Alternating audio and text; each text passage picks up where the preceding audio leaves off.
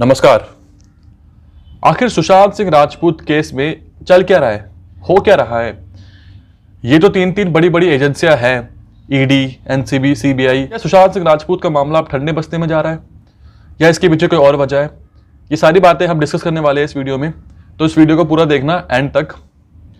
3 एजेंसियां सुशांत सिंह राजपूत केस में जुड़ी थी, अभी भी जुड़ी है। बात करते हैं हम ईडी से, क्योंकि ईडी ही सबसे पहले सुशांत सिंह राजपूत केस से जुड़ी थी।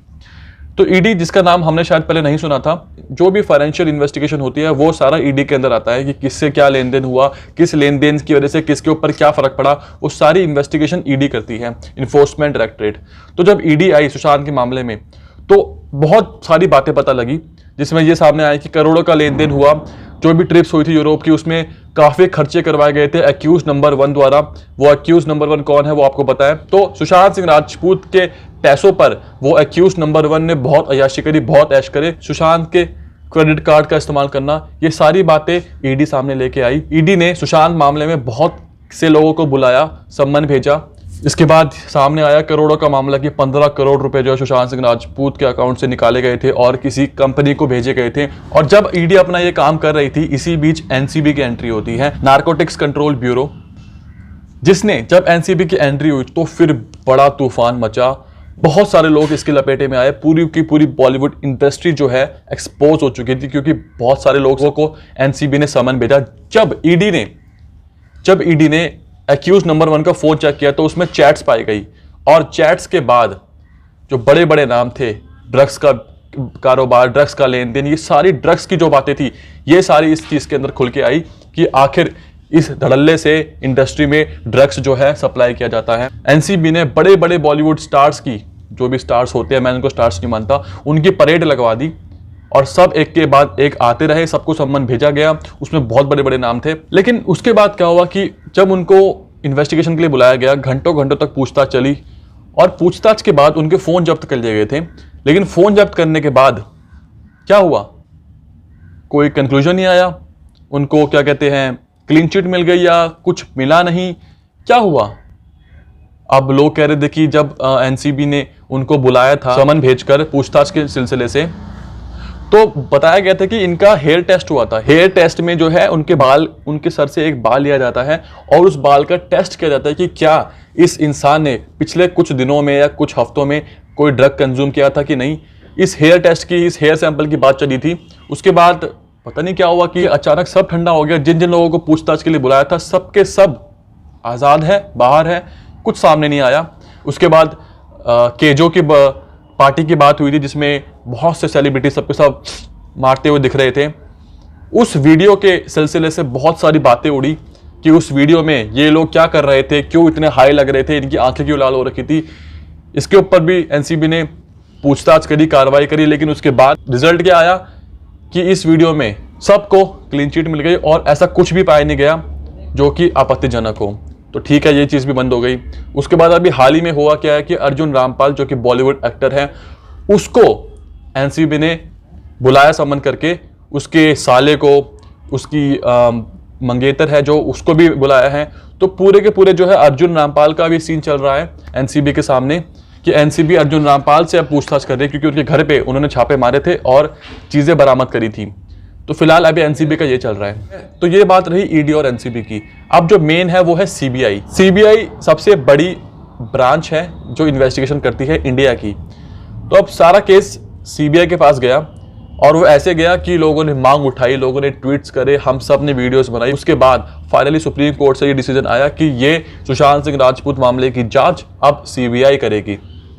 और सीबीआई से लोगों को बहुत उम्मीद है कि सीबीआई निष्पक्ष जांच करेगी। लेकिन फिर क्या होता है, जब सीबीआई जांच करती है तो सीबीआई एक टीम का गठन करती है जिसको बोलते हैं फोरेंसिक टीम। और उस फोरेंसिक टीम में अपने वो सुधीर गुप्ता जो बेवफा है।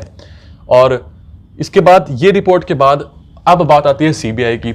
अब सीबीआई का ये बीच में सुनने में आया था कि सीबीआई की जो है इन्वेस्टिगेशन वो पूरी हो चुकी है और सीबीआई वापस दिल्ली चली गई थी। लेकिन उसके बाद ये खबर आई कि दिल्ली से वापस सीबीआई मुंबई आई थी कुछ और तथ्यों के ऊपर जांच करने के लिए। कुछ न्यूज मीडिया वालों ने ये खबर उड़ाई कि सीबीआई ने अपनी क्लोजर रिपोर्ट दे दी है, ये कर दिया है, वो कर दिया है। उसके बाद फिर सीबीआई के हवाले से ये बयान आता है कि हमने अभी कोई भी एक्सपेक्ट को नजरअंदाज नहीं करा है, सारे एंगल्स के ऊपर फोकस करते हुए जांच कर रहे हैं और हमने अभी कोई भी एंगल रूल आउट नहीं किया है, हर एंगल से जांच हो रही है। ये बयान, इकलौता बयान आया सीबीआई की तरफ से, उसके बाद कोई बयान नहीं आया सीबीआई की तरफ से। सीबीआई अभी भी कोई बयान नहीं दे रही है। इसी बीच बहुत सारे लोग सामने आए, जिसमें नितेश राणे, नारायण राणे, विवेकानंद गुप्ता, बहुत सारे लोगों ने अपने अपने बयान दिए और बहुत सारे लोगों ने ये बोला कि हमने अपनी सारी जो भी हमारे पास सोर्सेज थे वो हमने सीबीआई को बता दिए, हमें जो बातें पता थी वो हमने सारी सीबीआई को बता दी है कि 13 जून की रात को क्या हुआ, 14 जून की सुबह क्या हुआ, क्या 13 की रात को ही सारा का सारा काम को अंजाम दे दिया गया था, क्या 14 की सुबह ये काम हुआ था और आखिर हुआ क्या था, किसने किया था, क्यों किया था, इसके पीछे क्या रास्ते, बहुत सारी बातें हुई। फिर इसके बाद सुशांत की एक्स मैनेजर दिशा सालियन का केस सामने आता है और ये बात बोली जाती है कि अगर दिशा सालियन केस की गुत्थी सॉल्व हो गई तो ऑटोमेटिकली सुशांत सिंह राजपूत का केस भी सॉल्व हो जाएगा, क्योंकि सुशांत सिंह राजपूत और दिशा सालियन का केस एक दूसरे से इंटरलिंक्ड है। उसके बाद ये चीज हुई, बहुत सारे बयान आए, लेकिन अब फिलहाल वो सारी बातें गायब हो चुकी है। कोई बात नहीं कर रहा है, कोई न्यूज मीडिया बात नहीं कर रहा है।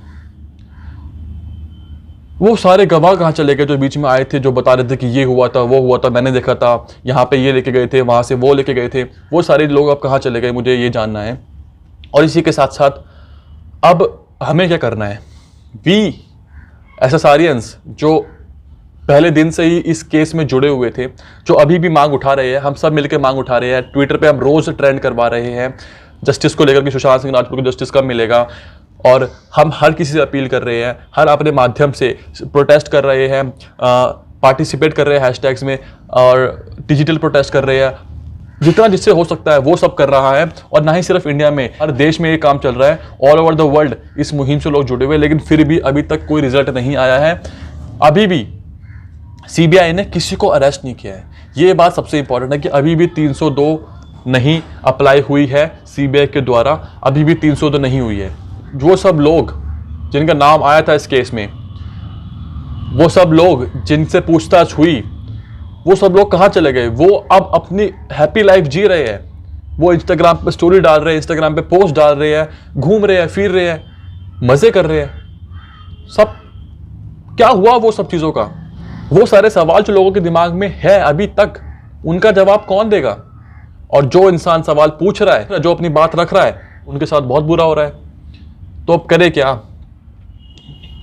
अपनी आवाज बुलंद करनी है हमें, और हमें ये सवाल पूछने हैं बार बार कि अगर आप सो चुके हो तो जाग जाओ। तो आप सोच रहे हो कि आप हमारा पेशेंस चेक करोगे और हम टूट जाएंगे, हम बिखर जाएंगे, तो ऐसा नहीं होगा। 5 महीने हो चुके हैं, चाहे कितने भी महीने हो जाए, हमारा पेशेंस नहीं टूटेगा और हम ये सवाल रोज पूछेंगे कि हमें जस्टिस कब मिलेगा, कब सुशांत सिंह राजपूत को जस्टिस मिलेगा, कब दिशा सालियन को जस्टिस मिलेगा। लेकिन अब सोर्सेज से ये बात पता लगी है कि सीबीआई अपना वर्डिक्ट नवंबर एंड या दिसंबर की स्टार्टिंग में दे देगी। 2 तरीके हो सकते हैं, या तो सीबीआई प्रेस कॉन्फ्रेंस करके पूरी की पूरी बात जनता के सामने रख देगी, या फिर वो सीधे सुप्रीम कोर्ट जाकर अपनी रिपोर्ट उनको सौंप देगी। 2 चीज़ें हो सकती है, बीच में कोई चीज़ें नहीं होगी, क्योंकि पहले मीडिया वालों ने बहुत खबरें उड़ाई थी कि सीबीआई की रिपोर्ट आ चुकी है, सीबीआई ने ये बोल दिया, वो बोल दिया। उसके बाद सीबीआई ने साफ साफ बोल दिया कि हमने ऐसा कुछ बात नहीं बोली है, और जो भी बात सामने आएगी वो मैं आपके साथ शेयर कर दूंगा। कोई भी अपडेट मेरे पास आएगी तो वो मैं आपके साथ शेयर करूंगा। और आप लोग ठंडे मत पड़ना, सवाल पूछते रहो, जो सो रहे हैं उनको जगाओ कि अभी तक इतने दिन हो गए, 80-90 दिन होने को आए हैं, अभी तक क्यों कोई रिजल्ट नहीं आया है, कोई वर्डिक्ट नहीं आया है, और क्यों किसी को अरेस्ट नहीं किया गया है। ये सवाल पूछना आपका अधिकार है और ये अधिकार आपसे कोई नहीं छीन सकता। तो इस अधिकार का आप उपयोग करो, लेकिन किसी को बिना गाली गलौज करे। तब तक के लिए जस्टिस फॉर सुशांत सिंह राजपूत।